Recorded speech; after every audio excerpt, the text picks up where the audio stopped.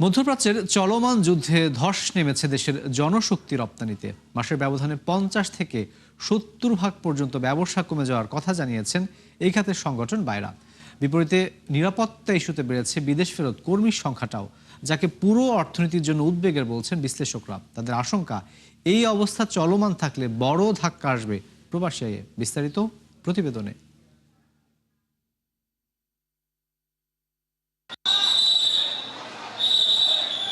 শাহজালাল আন্তর্জাতিক বিমানবন্দরে প্রবাসীদের দেশে আসা এমন চিত্র নিত্যদিনের। তবে মধ্যপ্রাচ্যের চলমান যুদ্ধাবস্থায় এই ভিড় বেড়েছে আগের চেয়ে।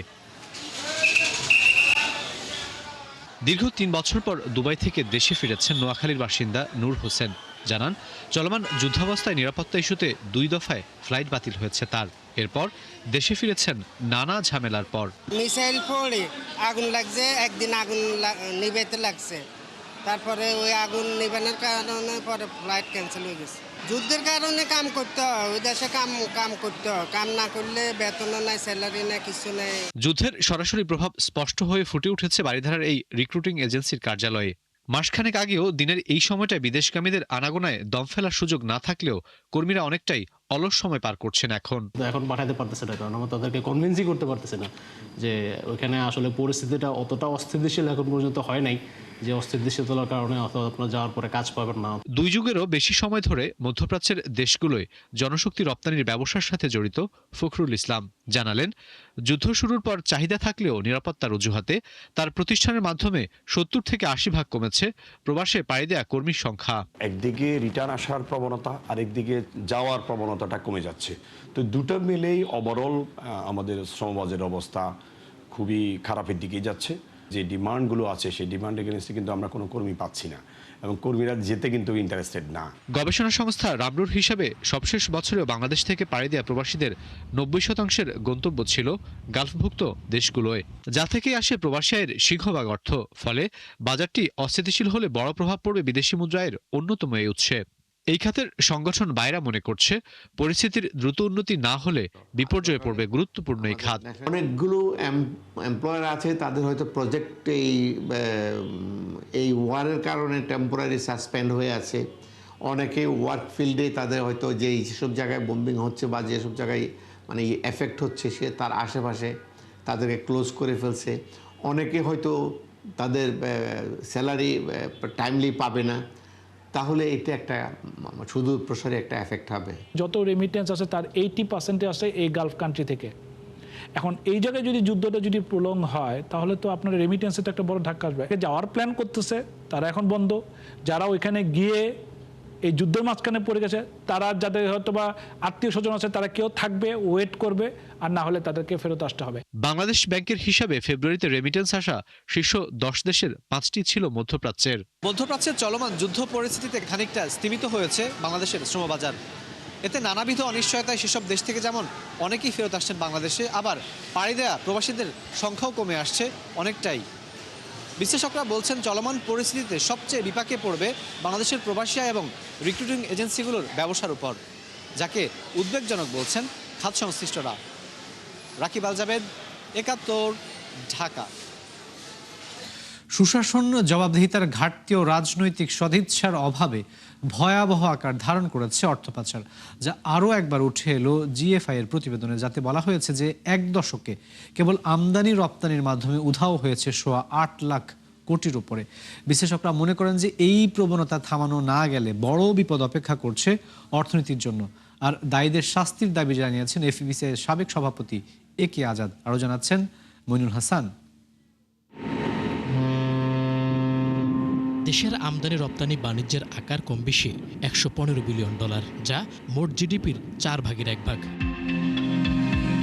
তবে এই বাণিজ্যের আড়ালে বড় একটা অংশই থেকে যায় বিদেশে, যাকে পাচারের মতো গর্হিত অপরাধ হিসেবে ধরা হচ্ছে বহু বছর ধরেই। এই প্রবণতা যে দিন দিন বাড়ছে তা আবারও উঠে এলো জিএফআই এর প্রতিবেদনে।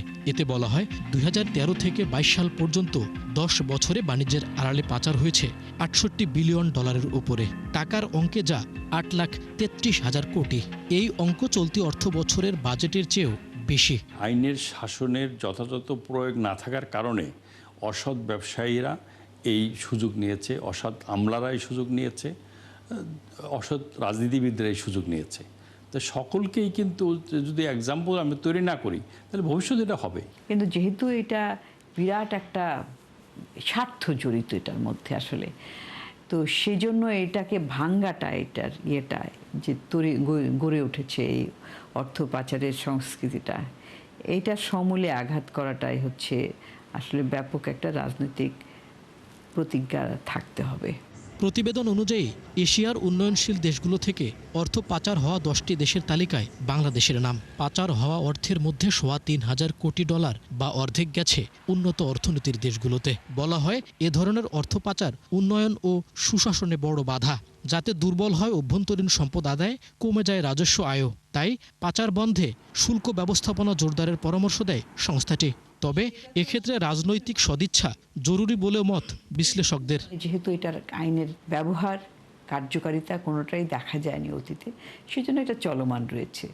তো প্রচলিত আইনেই এটা হচ্ছে সরকারের রাজনৈতিক একটা কমিটমেন্ট থাকতে হবে। যারা বিদেশে টাকা পাচার করেছেন তাদের নাম পত্রিকায় প্রকাশ হচ্ছে, বিভিন্ন গোয়েন্দা সংস্থা তথ্য বের করছে, বিভিন্ন সংস্থা তাদের নাম প্রকাশ করছে, তাদের নামে মামলা হচ্ছে।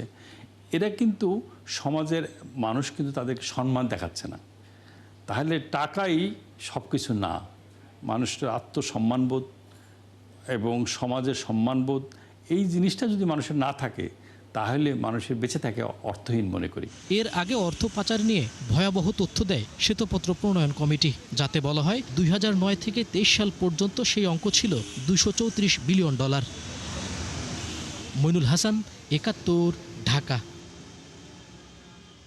অন্তর্বর্তী সরকারের গোপন চুক্তির কারণে রাশিয়ার সস্তা জ্বালানি তেল আমদানিতে মার্কিন যুক্তরাষ্ট্রের অনুমতি নিতে হচ্ছে। শুধু রাশিয়াই নয়, সংকটের এই সময়ে জ্বালানি বিকল্প উৎসগুলোকেও মারাত্মকভাবে সংকুচিত করেছে। নাগরিক প্ল্যাটফর্মের প্রাক বাজেট আলোচনায় তথ্য উঠে এসেছে। এতে বলা হয় যে মধ্যপ্রাচ্যে চলমান যুদ্ধের জেরে বিশ্ববাজারে যেভাবে জ্বালানির দাম বেড়েছে, তাতে সরকারের ব্যয় বাড়বে বছরে প্রায় $5 বিলিয়ন, যা জিডিপির 1.1%, যার প্রভাবে চলতি হিসাবে ঘাটতি আরও বৃদ্ধির শঙ্কা রয়েছে। সংস্থাটির আহ্বায়ক ডক্টর দেবপ্রিয় ভট্টাচার্য বলেছেন যে বর্তমানে বিদ্যুৎ খাতে দেয়া 37,000 কোটি টাকা ভর্তুকি IMF এর শর্ত পরিপন্থী, যা 2028 সালের মধ্যে যৌক্তিক পর্যায়ে নামিয়ে আনতে হবে সরকারকে। অন্যদিকে এই মুহূর্তে জ্বালানির মূল্য বৃদ্ধি করে সরকার ব্যয় সমন্বয় করতে গেলে মূল্যস্ফীতি বেড়ে পরিস্থিতি আরও কঠিন হওয়ার শঙ্কা রয়েছে। চলমান যুদ্ধের কারণে প্রবাসী আয়ের বড় একটা অংশ ঝুঁকিতে পড়েছে বলেও জানানো হয় অনুষ্ঠানে। দর্শক, সিবিডির সম্মেলন কক্ষে এই মুহূর্তে নাগরিক প্ল্যাটফর্মের প্রাক বাজেট মিডিয়া ব্রিফিং চলছে। আমরা সরাসরি চলে যাচ্ছি সেখানে। স্যার, আমার নাম সিউল আহমেদ, আমি চ্যানেল 1-এ কাজ করি। স্যার, আপনি তো প্রায়ই বলেন যে আসলে অনেকটা অবাস্তব বাজেট কিংবা তথ্য বিভিন্ন জায়গা থেকে দেওয়া হয়। তো স্যার, কিছুক্ষণ আগে ওই যে এনবিআর চেয়ারম্যান বলেছেন হচ্ছে যে ফেব্রুয়ারি পর্যন্ত গেল বছরের তুলনায় রাজস্ব আদায় 28,000 কোটি টাকার বেশি আদায় হয়েছে, এবছর সেটি আরো বাড়বে এবং একই সাথে হচ্ছে কর্পোরেট ট্যাক্স রেটের হার আর বাড়াবে না। তো এই যে এনবিআর এর যে তথ্যগুলো দেওয়া হয় সেগুলো আসলে কতটুকু বাস্তবসম্মত কিংবা এই তথ্যগুলোতে আসলে কতটুকু ঘাটতি থাকে বলে আপনি মনে করেন? জি, আমার নাম রাজীব, আমি আরটিভিতে কাজ করি। আমার ছোট একটি প্রশ্ন, তাহলে এই মুহূর্তে তো সব থেকে বড় সংকটটা জ্বালানি সংকটই দেখা যাচ্ছে এবং আজকেও এটি তুলে ধরা হলো। আমার প্রশ্নটা হচ্ছে, আমাদের ডিজেল তো কিনতেই হবে, মানে আমদানি করতেই হবে, কিন্তু আমরা দেখছি যে অকটেন এবং পেট্রোলও এখন আমদানি করতে হচ্ছে। মূলত দেশীয় উৎপাদন গ্যাস থেকে যদি আমরা কনসেপ্ট বাড়াতে পারতাম তাহলে কিন্তু এটা আমদানি করতে হতো না। তো জ্বালানির যে ভর্তুকি কমাতে বলছেন আপনারা, এই ভর্তুকি কমাতে গেলে তো দাম বাড়াতে হবে। দাম বাড়ালে বিদ্যুতের দাম বাড়লে পণ্যের দাম বাড়বে, তেলের দাম বাড়ালে পরিবহনের দাম ভাড়া বাড়বে। তো এই মুহূর্তে ডিজেলের দাম না বাড়িয়ে কি সরকার জেট ফুয়েল বা মেরিন ফুয়েল এইগুলোর দাম বাড়িয়ে কি এই ঘাটতি মোকাবেলার চেষ্টা করছে কিনা, এমন মনে হচ্ছে কিনা? আর এই পরিস্থিতি মোকাবেলার জন্য অভ্যন্তরীণ উৎপাদন মানে গ্যাস উৎপাদন বাড়ানো বা নবায়নযোগ্য জ্বালানির বৃদ্ধির বিষয়ে আপনাদের কোনো পরামর্শ রয়েছে কিনা?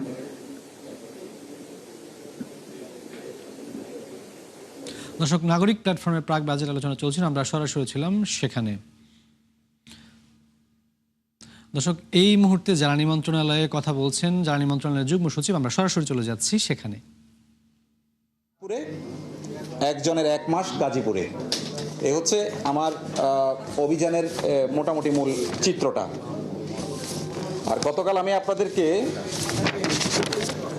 আমরা সারা দেশে ফিলিং স্টেশন, আমরা তো বলেছি যে জেলা প্রশাসন, পুলিশ প্রশাসনের পাশাপাশি সারা দেশে অন্যান্য সরকারি কর্মকর্তাদের নিয়ে আমরা ট্যাগ অফিসার নিয়োগ করেছি।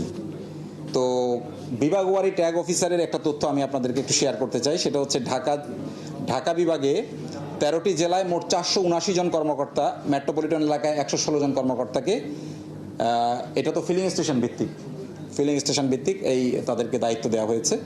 চট্টগ্রাম বিভাগে 11টি জেলায় 330 জন কর্মকর্তা, চট্টগ্রাম মেট্রোপলিটন এলাকায় 62 জন কর্মকর্তাকে দায়িত্ব দেওয়া হয়েছে। রাজশাহীতে 8টি জেলায় 340 জন কর্মকর্তাকে দায়িত্ব দেওয়া হয়েছে। খুলনায় 10টি জেলায় 301 জন কর্মকর্তাকে দায়িত্ব দেওয়া হয়েছে।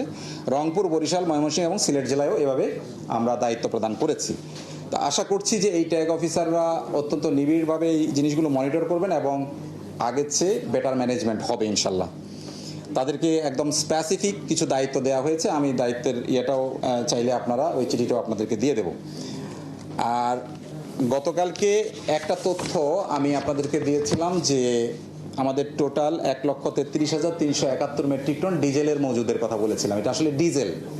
আপনারা অনেকেই হয়তো আমার বলার ভুল হতে পারে, আপনাদের বোঝায় ঘাটতি থাকতে পারে, সে কারণে ওইটাকে জ্বালানি তেল বলেছেন। আসলে শুধু ডিজেল হচ্ছে 1,33,371 মেট্রিক টন।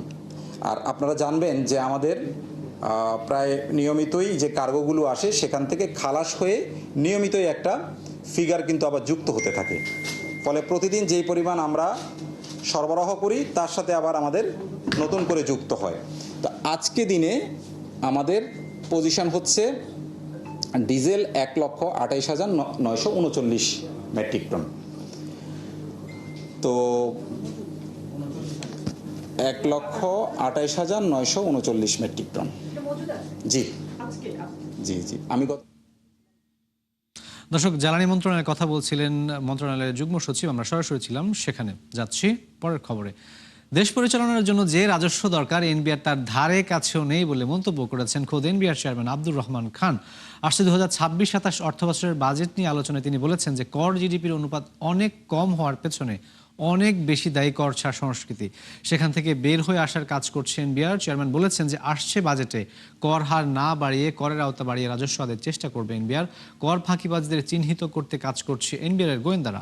এ সময় এনবিআর চেয়ারম্যান জানিয়েছেন যে বর্তমানে টিআইএনধারীর সংখ্যা 1,28,00,000 আর বিআইএনধারীর সংখ্যা 8 লাখ। এখন পর্যন্ত অনলাইনে আয়কর রিটার্ন জমা দিয়েছেন 42.5 লাখ করদাতা। আর সময় বাড়ানোর জন্য আবেদন করেছেন আরও 22,000। আর আগামী বাজেটে পত্রিকার শিল্পে কর্পোরেট কর হার কমানো সহ মূসক কমানোর আহ্বান জানিয়েছেন পত্রিকা মালিকরা।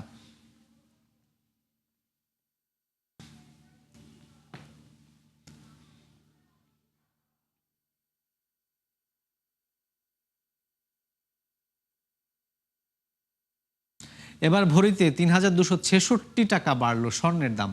আজ থেকে 22 ক্যারেটের প্রতি ভরি স্বর্ণ কিনতে গ্রাহকদের গুনতে হবে 2,44,711 টাকা। বাংলাদেশ জুয়েলার্স সমিতি বাজুস এক বিজ্ঞপ্তিতে এমন তথ্য জানিয়েছে। এতে বলা হয়, আন্তর্জাতিক বাজারে তেজাবি স্বর্ণের দাম বাড়ায় এই সমন্বয় করা হয়েছে। নতুন মূল্য অনুযায়ী 21 ক্যারেটের স্বর্ণের দাম 2,33,571 টাকা। এছাড়া সনাতন পদ্ধতির এক ভরি রূপার দাম 3,500 টাকা নির্ধারণ করে দিয়েছে বাজুস। ইরান যুদ্ধের ভয়াবহ প্রভাব পড়েছে মধ্যপ্রাচ্যের পর্যটন শিল্পে। যুদ্ধ শুরুর 20 দিনের মাথায় অঞ্চলটির ক্ষতি হয় $12 বিলিয়ন, দৈনিক যা 60 কোটি। বিশেষজ্ঞদের মতে এই অবস্থা চলমান থাকলে বড় ঝুঁকিতে পড়বে খাত, যার নেতিবাচক প্রভাব পড়বে পুরো অর্থনীতিতে। বিস্তারিত জানাচ্ছেন নাদিয়া ইসলাম তুলি। ইরান যুদ্ধের প্রভাবে ক্ষতির মুখে মধ্যপ্রাচ্যের পর্যটন শিল্প। হামলা, আতঙ্ক, ফ্লাইট বাতিল সহ নানা কারণে বিপাকে সৌদি আরব, সংযুক্ত আরব আমিরাত, কুয়েত, কাতারের মতো দেশগুলো। তথ্যমতে যুদ্ধ শুরুর 20 দিনের মাথায় উপসাগরীয় অঞ্চলটির পর্যটন শিল্পে আর্থিক ক্ষতির পরিমাণ $12 বিলিয়ন, প্রতিদিনের হিসেবে যা $60 কোটি।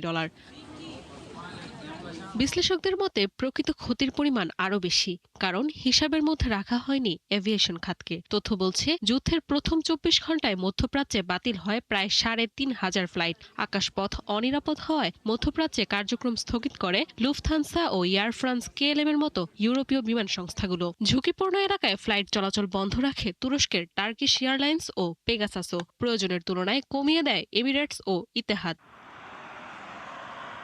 যুদ্ধ শুরুর পর থমকে যায় বিভিন্ন ব্যস্ত বিমানবন্দরের কার্যক্রম। তালিকায় আছে 2025 সালে 9,52,00,000 যাত্রী সামলে বিশ্ব রেকর্ড গড়া দুবাই ইন্টারন্যাশনাল এয়ারপোর্ট ও কাতারের হামাদ আন্তর্জাতিক বিমানবন্দরও। যুদ্ধের ভয়াবহতায় জনশূন্য হয়ে পড়ে মধ্যপ্রাচ্যের পর্যটন কেন্দ্রগুলো। বাতিল হয় রেকর্ড সংখ্যক হোটেল বুকিং। প্রথম সপ্তাহেই দুবাইয়ে বাতিল হয় 80,000-এরও বেশি রুম বুকিং। নিরাপদে সরিয়ে নেওয়া হয় বিদেশি পর্যটকদের। অনেক হোটেল ব্যবহৃত হচ্ছে সামরিক বাহিনীর আবাসন হিসেবে। 2026 সালে মধ্যপ্রাচ্যে পর্যটন খাত থেকে আয়ের লক্ষ্য ছিল $207 বিলিয়ন। বর্তমান প্রেক্ষাপটে এ লক্ষ্য পূরণ অনেকটাই অনিশ্চিত। এমনকি সৌদি আরবের উচ্চাভিলাষী ভিশন 2030-এর মেগা প্রকল্পগুলোর নির্মাণ ও প্রচারের গতিও ধীর হয়ে গেছে। বিশ্বব্যাপী পর্যটক আকর্ষণের প্রায় 5% নিয়ন্ত্রণ করে মধ্যপ্রাচ্য। কিন্তু চলমান ভূরাজনৈতিক সংঘাতে বড় ঝুঁকির মুখে এই শিল্প, যার নেতিবাচক প্রভাব পড়ছে বিশ্ব অর্থনীতিতেও। নাদিয়া ইসলাম তুলি, 71। দর্শক, এ ছিল 71 বিজনেসের এখনকার আয়োজনের সরাসরি সংবাদ অনুষ্ঠান। দেখতে চোখ রাখুন 71-এর ফেসবুক পেজ এবং সাবস্ক্রাইব করুন 71 ইউটিউব চ্যানেল। থাকুন 71-এর সাথেই।